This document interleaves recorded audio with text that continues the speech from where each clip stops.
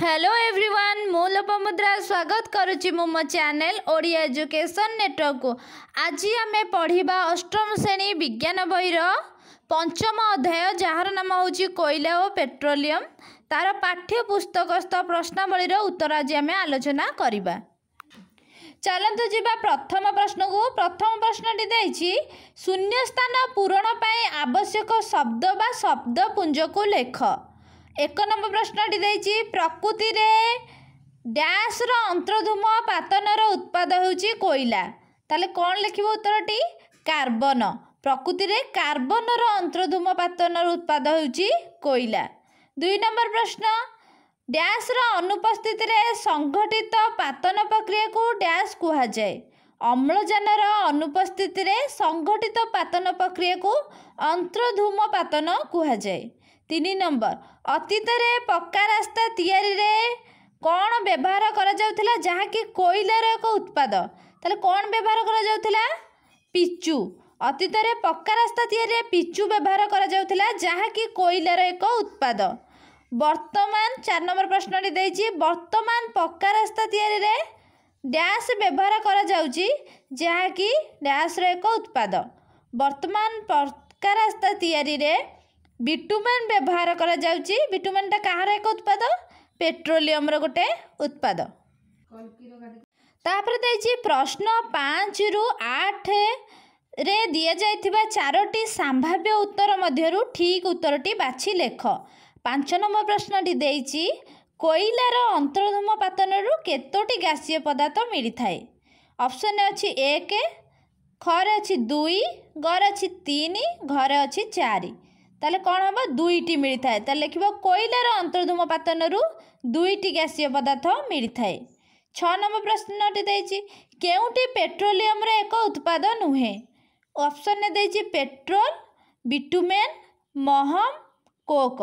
ताले Coke हेउछि petroleum रे एक उत्पाद नुहे। 7 नंबर भूतल नल द्वारा केउ 2टी गैस वितरण करा जाइथिला। ताले भूतल नल द्वारा कौन केउ गैस वितरण करा जाइथाए। ऑप्शन अछि एलपीजी सीएनजी आउटे अछि प्राकृतिक गैस और सीएनजी आउटे अछि कोल गैस प्राकृतिक गैस तापर अछि कोल गैस एलपीजी। उत्तरटी हेबो कोल गैस और प्राकृतिक गैस। 8 नंबर प्रश्नटी देछि पेट्रोलियम रा आंशिक पातनरु केतोटी इंधन मिली थाए। ऑप्शन अछि 2टी 3टी 4टी और अनेक। उत्तरटी हेबो पेट्रोलियम रा आंशिक पातनरु 4टी इंधन मिली थाए। तापर जिबा 9 नंबर प्रश्न को। 9 नंबर प्रश्नटी देछि ओडिसा रा केउ जिल्लार केउ स्थान रे कोयला खଣି अछि लेख। ताले हम जानिछे ओडिसा रा अनुगुल जिल्लार तालचेर ठारे कोयला खଣି अछि एवं बौद्ध जिल्लार रामपुर ठारे एवं ईब उपत्यका रे कोयला खଣି अछि। 10 नंबर प्रश्नटी जिबा 10 नंबर प्रश्नटी देछि तापज विद्युत केन्द्र जोगु परिवेश किभली भाबे प्रदूषित होता है बुझाओ।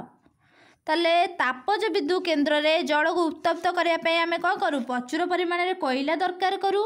तेणु तापज विद्युत केन्द्र रे कोयला बहुल परिमाण रे व्यवहार करा जायछि।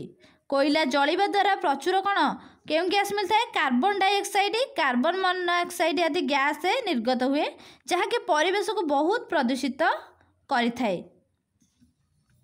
तापर जिबा 11 नंबर प्रश्न को। 11 नंबर प्रश्नटी देछि तापज विद्युत केन्द्र द्वारा परिवेश प्रदूषण हेउथिले मध्य वर्ष को वर्ष एगुड़िकर संख्या बढ़िबारे लागिछि एहार कारण कौन आलोचना कर।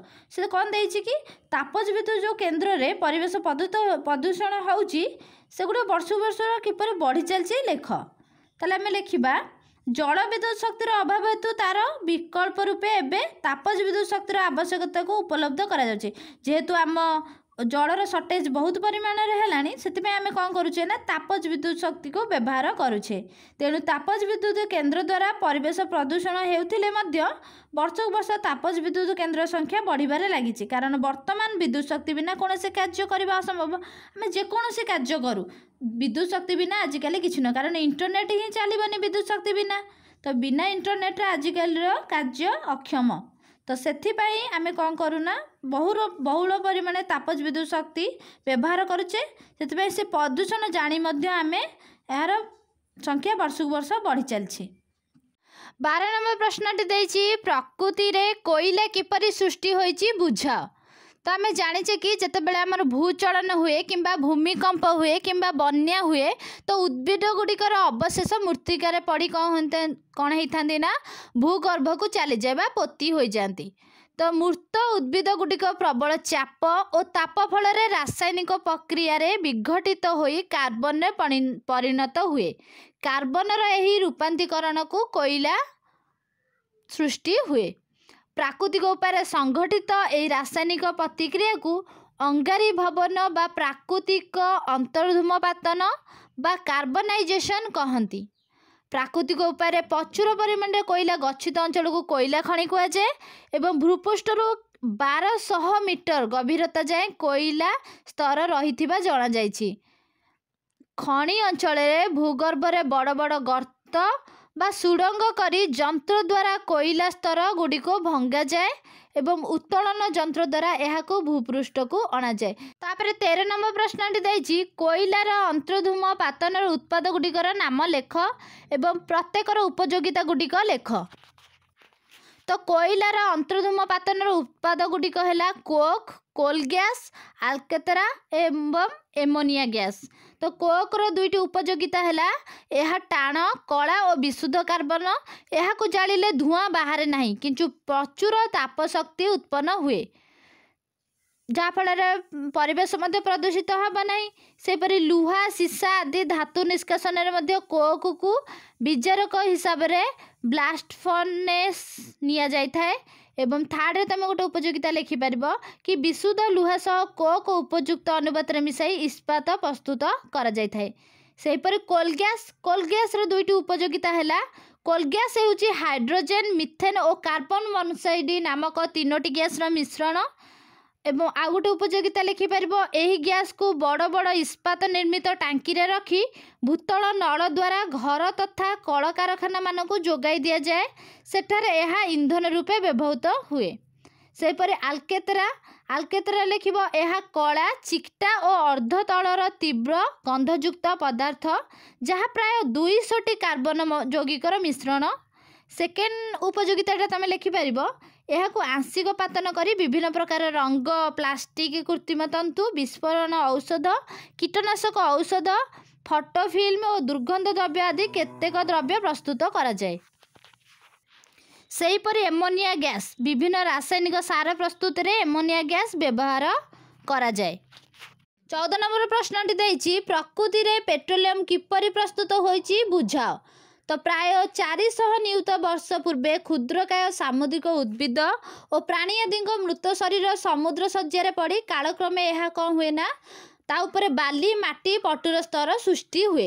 समुद्रर निम्न भाग अत्यधिक तापमात्रा, चाप और अम्लजान अभाव यह बाली माटी पटु आदि स्तर द्वारा चापी होई स्तरीय शिलार परिणत हो जाए। तापरे मृत जीव मानक देहावशेष केतेक रासायनिक प्रक्रिया माध्यम यह पेट्रोलियम रे परिणत हो स्तरीय शिलार छिद्र गुड़िक संचित हो रही है। तापर जीवा 15 नंबर प्रश्न को 15 नंबर प्रश्न देछि केउ कारण जोगु मोटर यान गुड़िक सीएनजी व्यवहार करा जायछि बुझाओ। ताले कौन पे सीएनजी रो व्यवहार करा जाउछि कारण पेट्रोल डीजेल द्वारा चालित यान गुड़ी को निर्गत गैस जो होउछि सेटा के वायुमंडल को कौन करे प्रदूषित बहुत मात्रा रे करूछि।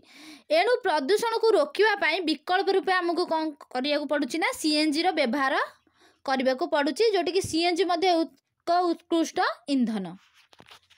16 नंबर प्रश्नटी देछि पेट्रोलियम गैस को लुहा सिलिंडर रे भर्ती करी जोगाई दिया जाए कहीं बुझाओ। कारण पेट्रोलियम गैस होची इथेन, प्रोपेन, ब्यूटेन मिश्रण एवं एथिरे ब्यूटेन परिमाण बेसी। एही मिश्रण को चाप प्रयोग करी सहजरे तरलीकृत करा जाई पारे। एही तरलीकृत गैस को लुहा सिलिंडर रे भर्ती करा जाई पारे। एहा को उत्कृष्ट ईंधन एवं एहा को रोषेई कार्य रे व्यवहार करा जाई परिबो एवं नेबा आनिबारे सुविधा पाई एहा को लुहा सिलिंडर रे भर्ती करी जोगाई दिया जाई थाए। 7 नंबर प्रश्न देइछि प्राकृतिक गैस को नल द्वारा जोगाई दिया जाए कहीं बुझाओ। कारण सीएनजी रो मुख्य उत्पादन होछि मिथेन, तेणु यह एक उत्कृष्ट इंधन। एलपीजी परी सीएनजी को सहजरे तरलीकृत करा जाई पारिबो नाही, तेणु एही गैस को भूतल नल द्वारा घर मानकु कारखाना गुडी को जोगाई दिया जाई थाए, सेठारे यह इंधन रूपे व्यवहृत हुए। 7 नंबर प्रश्नटी सरीगला। एबे जीवा मैं 8 नंबर प्रश्न को। 8 नंबर प्रश्नटी देइछि कोयलार संधान खनन आदि कार्य तदारख करुथिबा राष्ट्रीय संस्थार पूरा नाम लेख। तो कोल इंडिया होछि तार राष्ट्रीय संस्था। सेपरि 19 नंबर प्रश्नटी देइछि पेट्रोलियम रो संधान उत्तोलन आदि कार्य तदारख करुथिबा संस्थार पूरा नाम लेख। ONGC तार फुल फॉर्म होची oil and natural gas commission. तो आज आम सबू क्वेश्चन आलोचना करदेले। आशा करुच्ची आपण मैंने बुझीपारे। तो यहीपरि स्टडी रिलेटेड वीडियो पाइबापी आपण मैंने आम चैनल सब्सक्राइब करेंगे, जार नाम होची ओडिया एजुकेशन नेटवर्क। ता सहित लाइक एवं शेयर करंतु एवं पाखरे थिबा बेल आइकन को दबाई दियंतु, जहाँ फल आम अपलोड करथिबा प्रथम वीडियो नोटिफिकेशन आपण मानक पाखरे पहुँची जिवो।